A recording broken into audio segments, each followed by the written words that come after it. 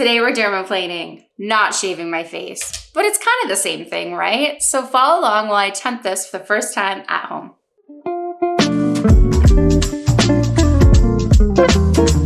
Have you ever tried doing any type of dermaplaning or face shaving? I have not, so this will be very new to me.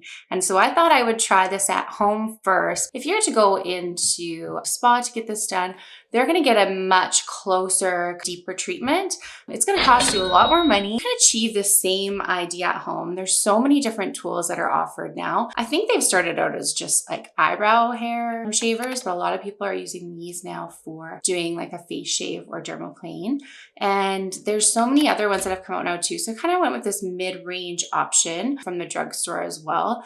So the tip with these is you want to make sure that you're changing the razor every time. So this one here, you can pop out the top here. So it's got a disposable razor at the top, and then you just hang onto the handle. And the reason that you want to be using a fresh one each time is because you don't want any bacteria buildup, and you also want to make sure that it's just super sharp so you're not risking any nicks. So I'm very excited to see what my results will be. I'm a little bit afraid of the grow back, if you're gonna feel that like stubbly feeling, but I've been assured by many dermatologists that this will not make your hair grow back any darker or any thicker. That is a myth, 100%. So I'm gonna give it a shot. Let's go. You want to make sure that your face is dry. So I've heard kind of two different techniques where you use either like a facial oil or maybe even like a shaving cream or balm before you start this process. But a majority of the people that I've spoken to that have experience with this have recommended that you use a super clean, dry face. So I'm going to be double cleansing my skin and then prepping it and making sure that it's completely dried off first before I begin. So dermaplaning or face shaving, which is kind of a more accurate term if you're doing this at home, has a few different benefits. So the first thing would be that it's going to be getting rid of that vellus hair or that peach fuzz. So for me, I've got quite a lot of this on the sides of my cheeks. You ever had a chick with a beard before? I can't say that I have there, bearded broad. So this is kind of why it got me interested in trying this. So as you're moving throughout your face, you want to make sure that you're cleaning the blade as needed as you work around your whole face. Really don't want to cut myself. Really don't want to cut myself. Really don't want to cut this. Really don't want to cut myself. Really don't want to cut myself. There's so many other benefits. So the main point of this really isn't hair removal. It's actually for exfoliation.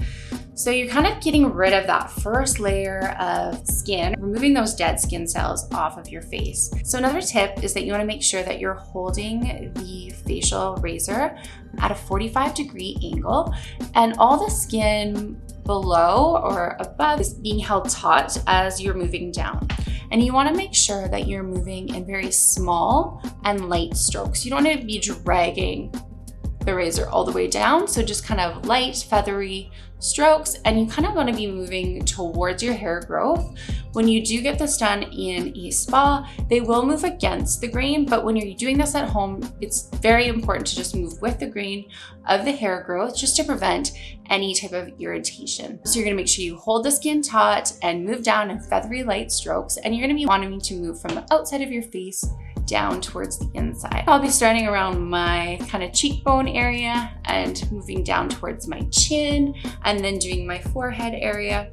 Some people do the sides of their nose and the bridge of their nose too. So you're going to be removing your fine hairs. You're going to be getting an exfoliation. So with exfoliating that skin and removing those dead skin cells and kind of revealing a fresh layer of skin underneath, your skin is going to look more radiant. It's going to feel more smooth. Your serums and facial products are going to absorb better, and your makeup application is going to go on a lot smoother as well. And then once you're done, you can go ahead and apply moisturizer and your serums afterwards. You want to make sure that you're kind of restoring that moisture barrier because you're removing that protective layer. So your vellus hair or that peach fuzz really protects your skin and it kind of helps hold in moisture. So now you're removing that. And another thing you want to make sure of is, well, this is something you should always be concerned about or taking care of, is using sunscreen. But it's really important the first few days afterwards to be really diligent on either staying out of the sun or using sunscreen. just because you've kind of lost that protective barrier on your skin. You do not want to be doing a dermaplaning treatment if you have any type of active rosacea, active acne breakouts, any open cuts or wounds. You don't want to be going over any moles. Bloody mole! We're not supposed to talk about the bloody mole, but there's a bloody mole winking me in the face.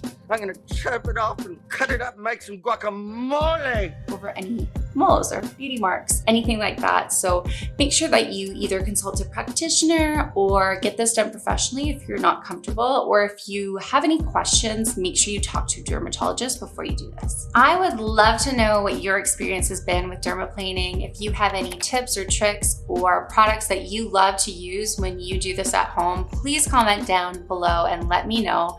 Be sure to follow me over on my Instagram page at Empty Nested, and I will be sure to be posting all of my skin benefits and pros and cons of this treatment over there. Hit that bell so you get notifications, as well as hit that subscribe button. I'd love to have you here. It helps me out so much.